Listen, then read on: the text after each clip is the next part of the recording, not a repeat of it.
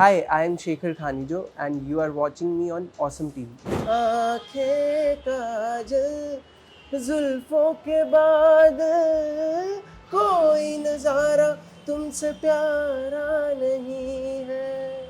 क्या बात है, wow, thank you. Loved it. जो हमारे गुरु हैं हम जिनको मानते हैं हम्म। बहुत अलग है, वो कहीं आते भी नहीं है भीड़ में। तो मैं एक्चुअली प्री मेच्योर बेबी हूँ, 8 मंथ बॉर्न। ओह, तो मतलब तब से ही लाइक मैं 6 मंथ्स का था, मुझे डाइपर भी नहीं आता था। hello, hi, and welcome to Bollywood Gupshup with Pooja Nawate. And today I'm in conversation with super talented and soulful singer Shekhar Khanijo. Hello, hi, thank and you. welcome to Awesome TV. How are you? Good, how are you? I am doing great. Firstly, congratulations. Thank You have you. carved a successful niche in music industry. Tell me about your journey. मुझे ऐसा लगता है कि मैं जब 5 साल का था तब से ही मैं गा रहा हूँ।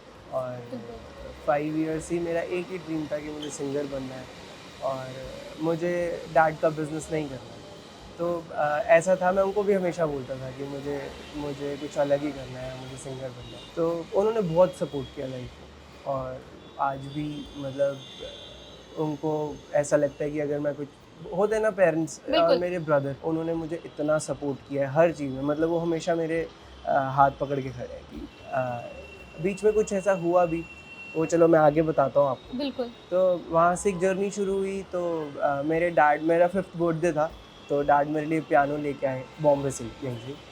तो मैं स्कूल टीचर के पास गया कि मेरा डैड इतना बड़ा पियानो लेके आया है मेरे लिए। तो वहाँ से एक जर्नी शुरू हुई। मैंने उनको बोला कि आओ, तो वहाँ से सीखना शुरू किया। हम्म।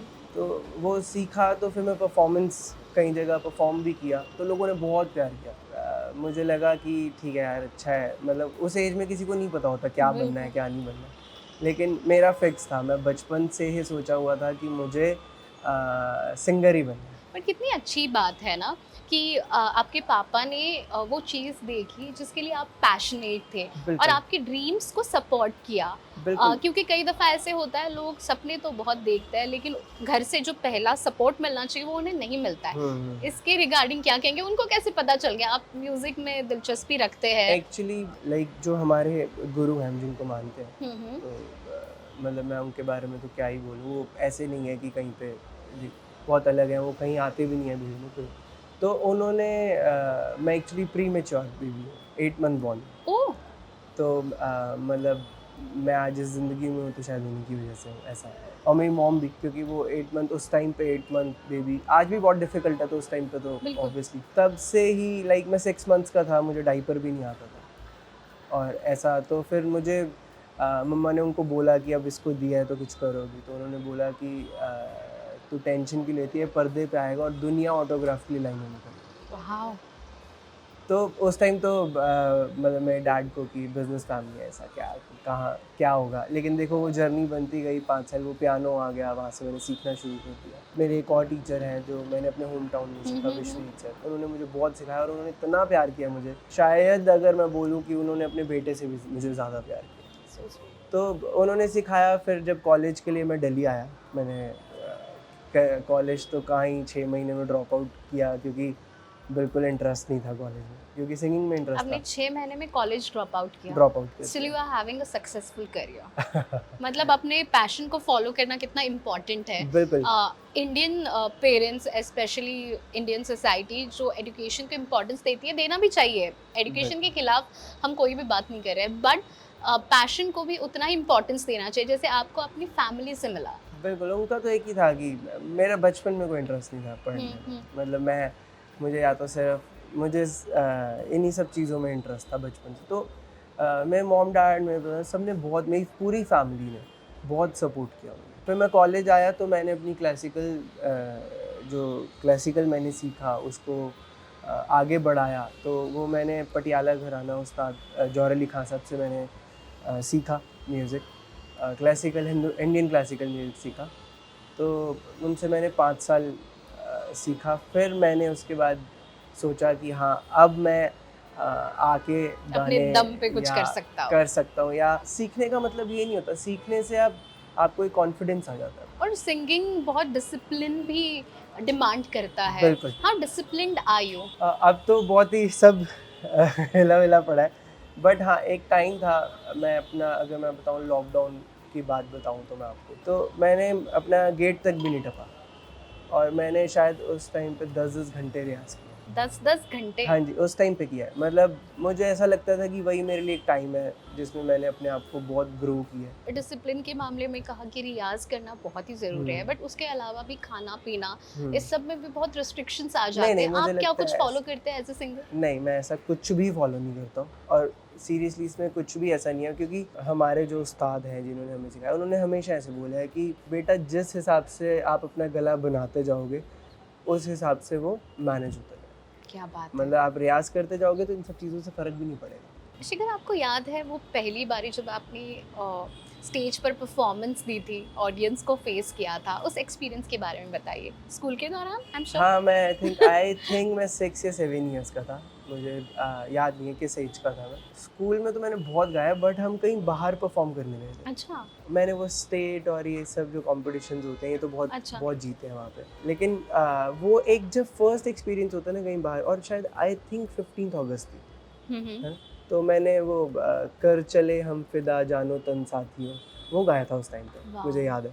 और लोग आई थिंक वहाँ पे, मुझे आइडिया नहीं है, शायद 1000 पीपल होंगे, ज़्यादा लोग भी नहीं थे, 500 हुँ, 1000 हुँ, हुँ, पीपल हुँ। होंगे।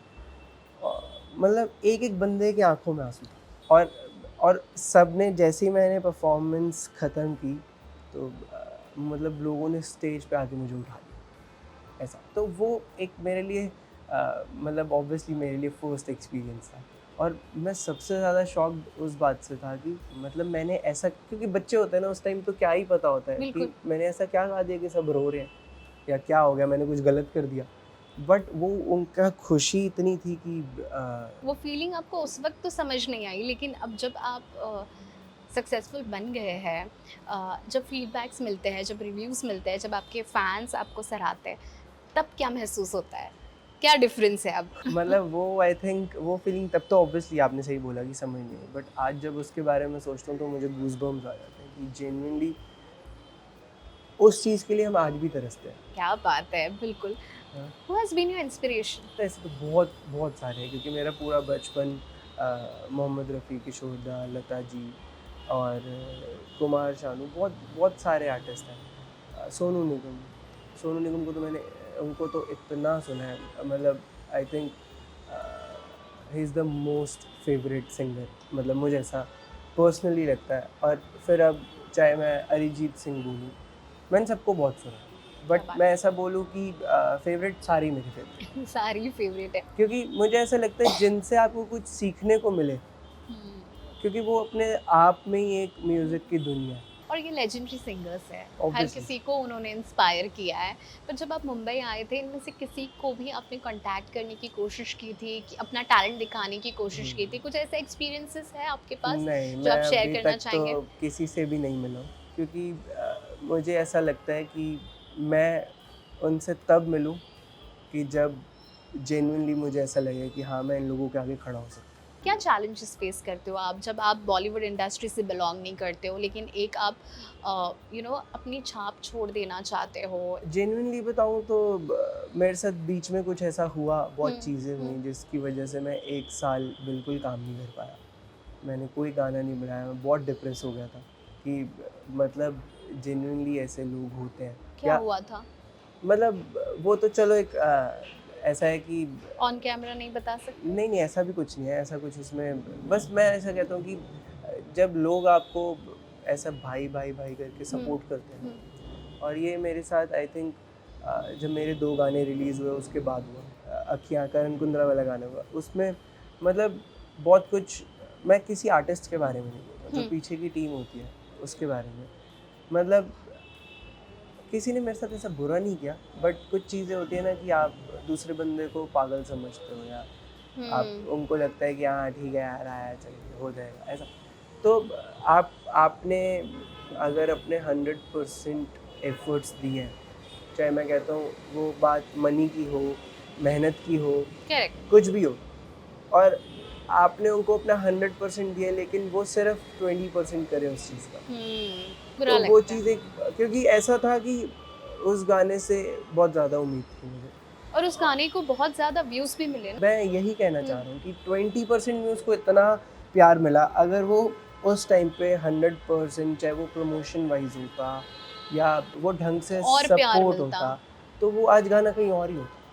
मतलब खुद को एस्टैब्लिश करने के लिए इस इंडस्ट्री में काफ़ी कुछ चैलेंजेस को फेस करना पड़ता है। बिल्कुल, मैं एक मैसेज देना चाहूँगा, जो भी जो भी इंडिपेंडेंट काम कर रहा है या हुँ। करना चाहता है, ऑब्वियसली करना चाहता है, जो कर रहे हैं उनको तो सब पता ही है। जो करना चाहता है, जो नए आर्टिस्ट आ रहे हैं इंडिपेंडेंट काम करने के लिए, मैं बस एक ही चीज़ कहूँगा कि अगर आप एंटर करने से पहले हुँ, उसको प्रॉपरली एक-एक चीज़ को सीख के आओ कि सब कैसे होता है, क्या होता है, तब एंटर करो। तब एंटर करो। हाँ, क्योंकि ये मेरे से बहुत बड़ी गलती हुई। हुँ, मैं ऐसा चाहूँगा कि किसी के साथ ना हुँ। हो वो चीज़। करेक्ट, बट ऑल्सो आपको ऐसा लगता है कि आउटसाइडर्स को इतना वेलकम नहीं करता है बॉलीवुड, इसीलिए आजकल इंडिपेंडेंटली लोग काम करना पसंद कर रहे हैं। मैं बॉलीवुड की तो अभी क्या ही बात करूँ, मैंने एज़ सच ऐसा कोई ट्राई नहीं किया, बट हाँ, हम्म। लेबल्स में मैंने बहुत ट्राई किया। मेरे गाने जो आए, मैंने हम्म। बहुत लेबल्स में ट्राई किया। मैं नाम नहीं लूँगा किसी का भी, बट लेबल्स वालों को कोई मतलब यार उनका ऑब्वियसली वो बिज़नेस है ना? वो आउटसाइडर्स को क्यों काम देंगे? बिल्कुल। और उनके खुद के साइंड आर्टिस्ट हैं, वो उनसे ही काम करेंगे। या तो आप जाओ, आप पहले 2 साल उनके लिए कि सर प्लीज़ काम दे दो, प्लीज़ दे दो। नहीं, वो भी नहीं है। मेरे साथ ऐसा हुआ नहीं है, लेकिन मैंने ऐसा सुना है।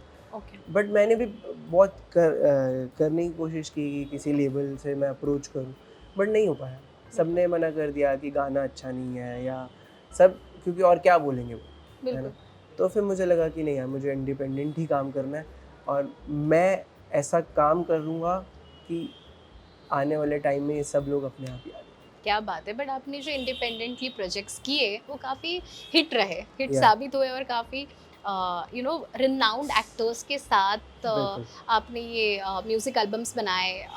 इन आर्टिस्ट के साथ जब आपने काम किया, आपका एक्सपीरियंस कैसा था? रीम के साथ आपने काम किया, करण कुंद्रा के साथ आपने काम किया है। जेन्युइनली बताऊँ, चलो अब तो अलग ही सिनेरियो था, बट फर्स्ट सॉन्ग जब कफ़न किया और अखियाँ किया, तब नया-नया ऐसा हम्म। होता। तो उन्होंने मुझे कभी ऐसा शो नहीं किया कि मैं नया हूँ, या मतलब उन्होंने हमेशा मुझे सपोर्ट किया कि शेखर, आगे ऐसा होता है या ऐसा है, हम इसमें ऐसे कर सकते हैं।